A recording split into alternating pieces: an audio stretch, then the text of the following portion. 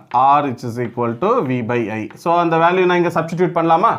So resistance R which is equal to resistance R which is equal to என்ன வரப்போகுது? ML divided by NE square A into T. இதுதான் ரெசிஸ்டன்ஸுக்கான very important expression. இப்போ resistance தெரிஞ்சு போச்சு. நான் எப்படி ரெசிஸ்டிவிட்டியை calculate பண்ணலாம்? நமக்கு ஒரு பேசிக்கான எக்ஸ்பிரஷன் தெரியும். we know that resistivity rho which is equal to என்னன்னு சொல்லலாம்? resistivity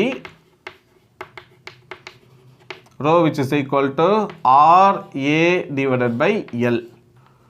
correct?